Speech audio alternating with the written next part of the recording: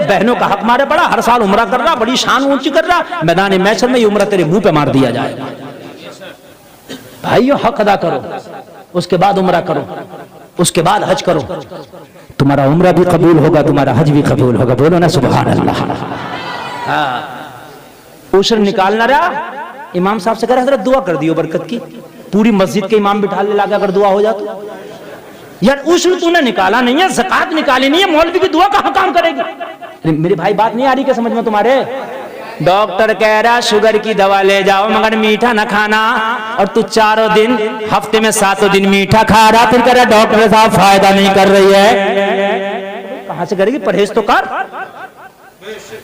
مولوی صاحب دعا کر دو، دعا کر دو، دعا تو کر دیں حضرت مگر زکات نکالے ہو کہ نہیں نکالے ہو؟ کہیں حق تو نہیں مار رہے ہو؟ کہیں پڑوسی کی عید کا گنا توڑ کے تو نہیں کھا رہے ہو؟ کہیں کسی کی کھیت کی ہری مرچیں تو نہیں لا رہے ہو؟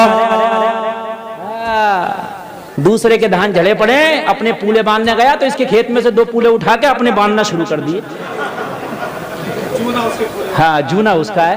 ارے بھائی یہ ناجائز ہے، جب تک اجازت نہیں لے گا جائز نہیں ہے۔ غوث اعظم کی 11ویں مناتا، غوث اعظم کو بھی سمجھ لے ان کے ابا جی نے ایک سیب کھا لیا تھا بہتا ہوا، جب تک معافی نہ کرا لی جب تک مانے نہیں۔ یہ ہے غوث اعظم۔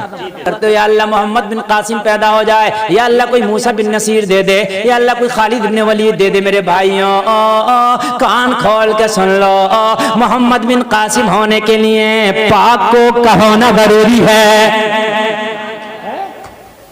جب بال کھول کے بازاروں میں بے پردہ ہماری بیٹیاں گھومیں گی تو ان کی کوکھ سے محمد بن قاسم تھوڑی پیدا ہوا، کوئی نچکیا پیدا ہوگا۔ میرے بھائی بات ہنسنے کی نہیں سمجھنے کی ہے، خدا کی قسم اگر جیسی زمین ہوگی ویسی کھیتی ہوگی۔ آج سمجھ رہے ہیں کہ نہیں سمجھ رہے ہیں آپ؟ آج تک دوسرا حسین کیوں نہیں پیدا ہوا؟ یا اللہ ایک ہی حسین، اتنی بڑی کائنات میں ایک ہی حسین، میرے مولا تو 4 اور پیدا کر دیتا تاکہ آپ کی یزیدیت بھی ختم ہو جاتی۔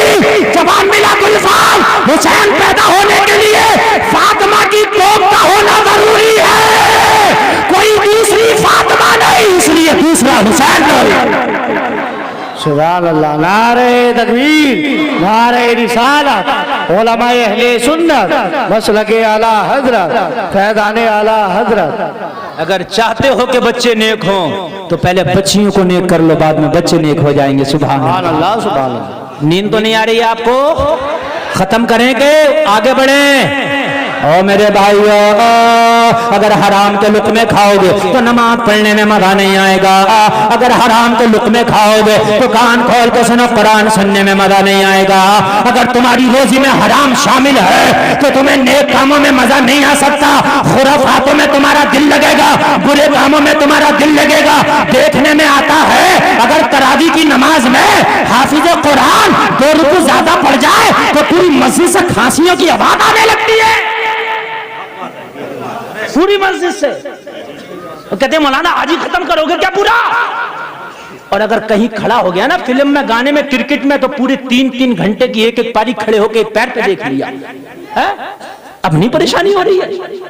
اور میرے بھائیو اپنی روزیوں کو دیکھو، ایک نبی کا صحابی ہے، اسے کہتے ہیں مسلمان۔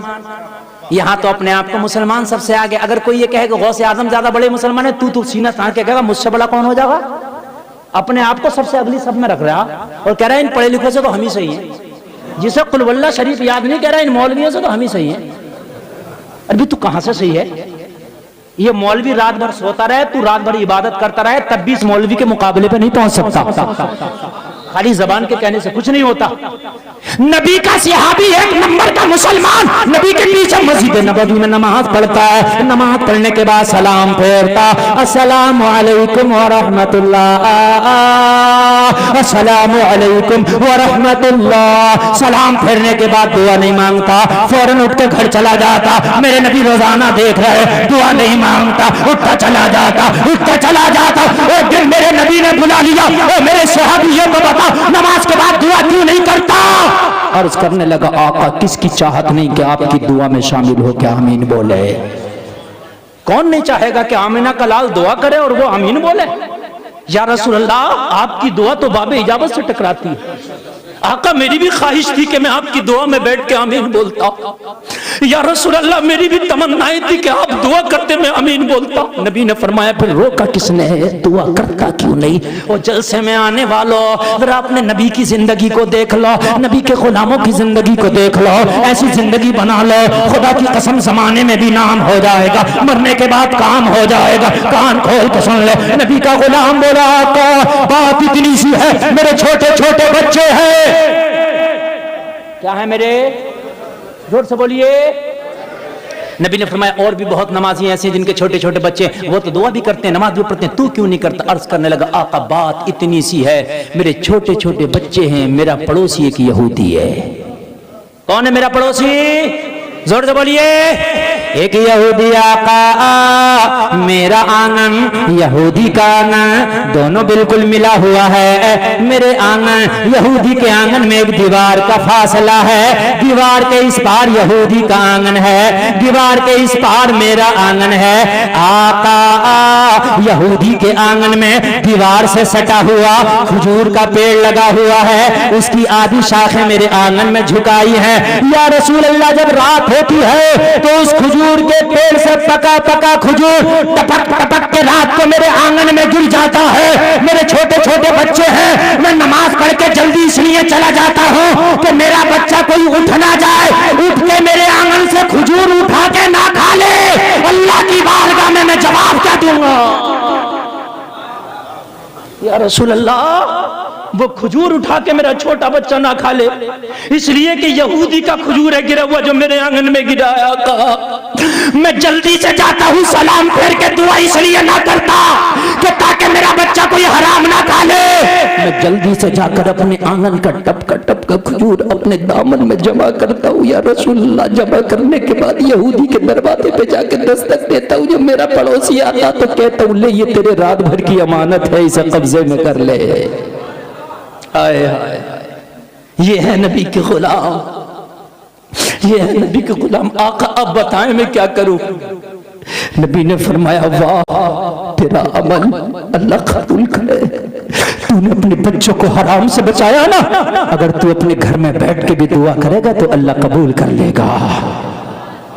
ارے اگر حرام کھاتے ہو, حرام کماتے ہو, کعبہ شریف میں بھی چلے جاؤ دعا قبول نہیں ہوگی. اور اگر حلال کے لقمے کھاتے ہو, اپنے بچے کو حلال کھلاتے ہو, جہاں دعا کرے گا اللہ قبول کر لے گا. بے شک سبحان اللہ سبحان اللہ. یا رسول اللہ اب کیا کروں؟ نبی نے فرمایا تیرا عمل اچھا, تو نے اپنے بچے کو حرام سے بچایا. آج کا ہوتا تو کیا کرتا, بین بین کے اپنے گھر میں رکھ لیا کرتا, لڑ جایا کرتا, کہتا میں کیوں دوں, میرے آنگن میں تو خود گرے, میں لینا تھوڑی گیا ہوں. ایسا ہی بتا رہا ہوں میں. اور لڑ جاتا, پنچایت اکٹھی کر لیتا میاں, اور پنچایتی بھی آ کے کہتے ان کی بھی کیا غلطی ہے, تمہارا بھی تو پیڑ ان کے آنگن میں جھک رہا, ہٹا لو اسے. پنچایتی بھی تو ایسے چل رہے ہیں آج بھائی. ارے ہاں میں صحیح بتا رہا ہوں, ان کی بھی بڑی حالت خراب ہوگی مرنے کے بعد. اگر کہیں پنچایت میں بیٹھو تو فیصلہ حق کرو, چاہے تمہارا مانا جائے یا نہ مانا جائے. ایسا کچھ نہیں ہے کسی نے کسی کے 50,000 روپے مان لیے, پنچایت کرنے بیٹھ گئے تو کہنے بھائی آدھے آدھے کر لو. یار یہ کون سی بات ہے؟ ابھی لاک ڈاؤن میں ایک امام کی تنخواہ نہیں دے رہے. ارے کیوں نہیں دے رہے؟ کہنے لگے حضرت نمازیں تو پڑھی نہیں, تنخواہ کس بات کی؟ سمجھ رہے ہیں؟ تو ایک مکھیا صاحب آئے, بولے مولانا دیکھو ہم بھائی کسی کی نہیں کہتے, حق بات کہتے ہیں, ان کے 45,000 روپے ہو رہے ہیں مولانا صاحب کے. میں نے کہا ٹھیک. بولے 22,500 روپے انہیں دے دیے جائیں. میں نے کہا اتنے نہ پڑیں گے تیرے نا حالت خراب ہو جائے گی. یہ 22,500 روپے کس بات کے مار رہا تو؟ نماز پڑھانے کے پیسے نہیں لیتا امام, جو وقت خرچ کر رہا اس کے پیسے لیتا. نماز کوئی پڑھے یا نہ پڑھے اس سے کوئی مطلب نہیں ہے, انہوں نے جو وقت خرچ کیا وہ اس کی اجرت ہے, ورنہ نماز کی اجرت نہیں ہے. جو مدرسے میں مدرس پڑھا رہا وہ اپنے وقت کی اجرت لے رہا, جو وقت خرچ کر رہا قرآن کی اجرت نہیں ہے. میرے بھائیوں نبی کی بارگاہ کرنے لگا, میں اپنے